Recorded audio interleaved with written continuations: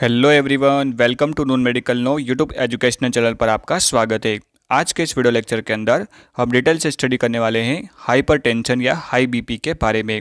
आज के इस वीडियो में हम जानेंगे इसके बेसिक्स के बारे में, यानी ये क्या होता है। साथ ही हम जानेंगे इसके रीजंस के बारे में, ऐसे कौन कौन से कारण होते हैं या फिर जो है कॉजेस होते हैं जिनकी वजह से किसी पर्सन का ब्लड प्रेशर यहाँ पे बढ़ सकता है। साथ ही हम जानेंगे इसके इन्वेस्टिगेशंस के बारे में, ऐसी कौन कौन सी इन्वेस्टिगेशंस होती है जो कि हाई ब्लड प्रेशर होने पर यहाँ पे करवानी चाहिए। साथ ही हम जानेंगे इसके साइन और सिम्टम्स के बारे में, हाई ब्लड प्रेशर होने पर कौन कौन से यहाँ पे लक्षण जो है यहाँ पर देखने को मिलते हैं। इसके अलावा हम बात करेंगे कुछ इंस्ट्रक्शंस की। अगर आपका ब्लड प्रेशर जो है काफ़ी ज़्यादा बढ़ा हुआ रहता है तो आपको कौन कौन सी ऐसी बातें हैं जो यहाँ पे ध्यान में रखनी चाहिए। इसके अलावा हम बात करेंगे इसके ट्रीटमेंट की, यानी कि ऐसी कौन कौन सी मेडिसिन है जो कि इस कंडीशन को ट्रीट करने के लिए यूज़ में लाई जाती है। तो वीडियो काफ़ी ज़्यादा हेल्पफुल होने वाली है। वीडियो को आप स्टार्टिंग से लेकर एंड तक जरूर देखिएगा। अगर आप हमारे इस चैनल पर नए हैं तो प्लीज़ चैनल को सब्सक्राइब कीजिए इसी प्रकार की और मेडिकल फील्ड से जुड़ी जानकारी के लिए। तो चलिए वीडियो को स्टार्ट करते हैं और सबसे पहले हम समझ लेते हैं इसके बेसिक्स के बारे में, यानी कि हाई ब्लड प्रेशर या फिर हाइपरटेंशन क्या होता है। तो देखिए, एक सामान्य व्यक्ति का जो नॉर्मल ब्लड प्रेशर होता है वो 120/80 होता है, और जब किसी सामान्य व्यक्ति का ब्लड प्रेशर नॉर्मल से बढ़कर यानी कि 140/90 या फिर इससे ज़्यादा हो जाए तो ऐसी कंडीशन को मेडिकल की भाषा में हम हाई ब्लड प्रेशर या फिर जो है हाइपरटेंशन कहते हैं। तो देखिए, आप यहाँ पे देख सकते हैं कि जो नॉर्मल जो व्यक्ति होता है उसका जो ब्लड प्रेशर होता है वहाँ पे 120/80 जितना होता है।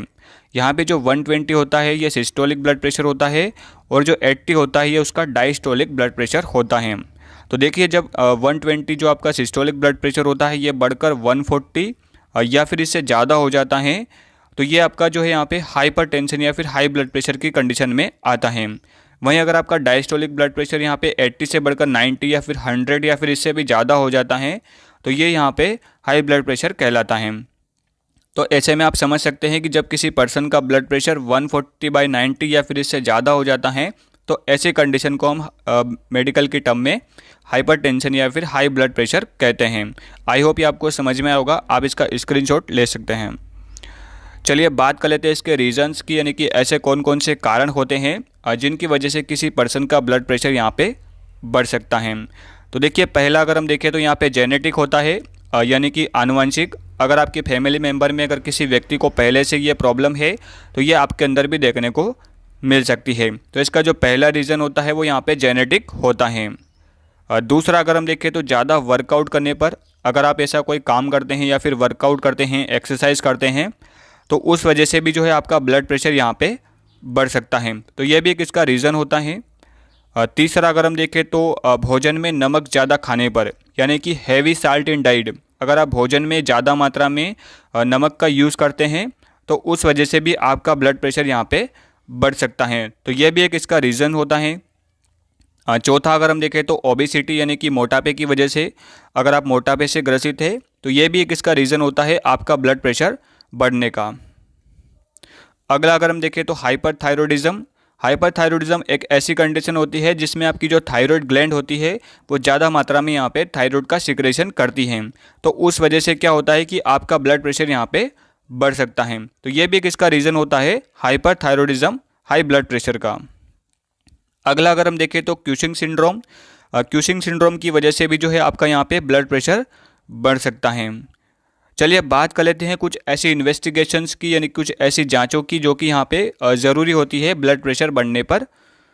तो पहली होती है यहाँ पे ईसीजी, जिसको कि हम यहाँ पे इलेक्ट्रोकार्डियोग्राम कहते हैं। तो जब आपका ब्लड प्रेशर बढ़ जाता है तो आपको यहाँ पे ईसीजी ज़रूर करवाना चाहिए। दूसरा अगर हम देखें तो ब्लड यूरिया टेस्ट। तो ब्लड यूरिया टेस्ट भी आप करवा सकते हैं। जब आपका ब्लड प्रेशर ज़्यादा आ रहा है तो आप यहाँ पे ब्लड यूरिया टेस्ट भी करवा सकते हैं। तीसरा जो यहाँ पे इलेक्ट्रोलाइट टेस्ट होता है, जिसमें कि खास करके सोडियम प्लस पोटेशियम टेस्ट आपको यहाँ पे करवाना चाहिए। साथ ही जो है पेशेंट का यहाँ पे चेस्ट एक्सरे भी ज़रूरी होता है, तो आप यहाँ पे चेस्ट एक्सरे भी करवा सकते हैं। इसके अलावा जो है सीरम कोलेस्ट्रॉल टेस्ट, तो आप यहाँ पे सीरम कोलेस्ट्रॉल टेस्ट भी करवा सकते हैं। चलिए अब बात कर लेते हैं इसके साइन और सिम्टम्स की, यानी कि ऐसे कौन कौन से लक्षण होते हैं जो कि खास तौर पर यहाँ पे दिखाई पड़ते हैं जब किसी पर्सन का ब्लड प्रेशर यहाँ पे बढ़ जाता है। तो देखिए पहला होता है यहाँ पे हेडेक, यानी कि सिर में अचानक दर्द होना। तो जब किसी पर्सन का ब्लड प्रेशर ज़्यादा हो जाता है तो उसको सिर में अचानक से दर्द होना शुरू हो जाता है। तो इससे आप समझ सकते हैं कि ये एक ब्लड प्रेशर बढ़ने का रीज़न हो सकता है। दूसरा अगर हम देखें तो वर्टिगो या फिर सिर चकराना या फिर चक्कर आना। तो जब किसी पर्सन का ब्लड प्रेशर जो है यहाँ पे बढ़ जाता है तो ऐसे में उसको जो है यहाँ पे चक्कर आना शुरू हो जाते हैं, यानी कि सिर चकराता है उसको, वर्टिगो की यहाँ पे उसको कंडीशन डेवलप होने लगती है। तो इससे भी आप पता कर सकते हैं। तीसरा अगर हम देखें तो वॉमिटिंग, यानी कि उल्टी होना। तो जब किसी पर्सन का ब्लड प्रेशर ज़्यादा हो जाता है तो ऐसे पर्सन को यहाँ पे उल्टी भी हो सकती है। इसके अलावा अगर हम देखें तो उसको जो है कानों में घंटियां बजने जैसी आवाज़ सुनाई देती हैं। अगला अगर हम देखें तो नाक से खून बहना। तो जब किसी पर्सन का ब्लड प्रेशर ज़्यादा हो जाता है तो वहाँ पे उसके नाक से जो है यहाँ पे खून भी बहने लगता है। इसके अलावा जो है उसका ब्लड प्रेशर यहाँ पे 140/90 या फिर इससे ज़्यादा हो जाता है, जहाँ पे जो है 140 उसका सिस्टोलिक होता है और 90 जो उसका डायस्टोलिक ब्लड प्रेशर होता है। तो इसको जो है आप यहाँ पे मेज़र कर सकते हैं स्पिग्नोमेनोमीटर से। यहाँ पे आप देख सकते हैं ये कुछ इस प्रकार से होता है जो कि डॉक्टर्स यहाँ पे यूज़ करते हैं। इसके अंदर जो है यहाँ पे mmHg में जो ब्लड प्रेशर मापा जाता है। यहाँ पे mmHg का मतलब होता है मिलीमीटर ऑफ मर्क्यूरी। चलिए अब बात कर लेते हैं कुछ जनरल इंस्ट्रक्शंस की। अगर आपका ब्लड प्रेशर बढ़ा हुआ रहता है तो आपको कौन कौन सी बातें यहाँ पे ध्यान में रखनी होती हैं। तो देखिए आपको यहाँ पे रेगुलर एक्सरसाइज करना चाहिए। अगर आप रेगुलर एक्सरसाइज करते हैं तो आप काफ़ी हद तक अपने ब्लड प्रेशर को कंट्रोल कर सकते हैं। तो रेगुलर एक्सरसाइज में आप यहाँ पे मेडिटेशन कर सकते हैं, अनुलोम विलोम प्राणायाम कर सकते हैं, भस्त्रिका प्राणायाम कर सकते हैं। तो इन सब से क्या है कि आप काफ़ी हद तक अपने ब्लड प्रेशर को कंट्रोल में रख सकते हैं। दूसरा अगर हम देखें तो यहाँ पे प्रॉपर स्लीप लेना, यानी कि प्रॉपर मात्रा में आपको जो है यहाँ पे नींद लेना चाहिए। अगर आप अच्छे से आराम कर पाते हैं तो आप अपने ब्लड प्रेशर को काफ़ी हद तक कंट्रोल में रख सकते हैं। इसके अलावा अगर आप मोटापे से ग्रसित है तो आपको अपने वजन को कम करने पर ध्यान देना चाहिए। साथ ही जो है अपने दिमाग को यानी कि माइंड को रिलैक्स रखना ज़रूरी होता है। अगर आप स्ट्रेस में रहते हैं, ज़्यादा तनाव में रहते हैं, तो आपको जो है यहाँ पे स्ट्रेस फ्री रहने की कोशिश करनी चाहिए। साथ ही जो है आपको यहाँ पे ईट लेस साल्ट, यानी कि भोजन में नमक को कम मात्रा में खाना चाहिए। अगर आप ज़्यादा मात्रा में नमक का यूज़ करते हैं तो आपको यहाँ पे जो है ईट लेस साल्ट, यानी कि भोजन में नमक कम बिल्कुल खाना चाहिए। चलिए अब बात कर लेते हैं इसके ट्रीटमेंट की, यानी कि ऐसी कौन कौन सी मेडिसिन होती है जिनका आप यहाँ पे यूज़ कर सकते हैं इस कंडीशन को ट्रीट करने के लिए। तो देखिए हमारी जो पहली टैबलेट है यहाँ पे एटेनोल 25 mg। यहाँ पे आप देख सकते हैं इसके कंटेनर पे एटेनोल टैबलेट IP 25 mg, जो कि आपको मार्केट में आसानी से मिल जाती है।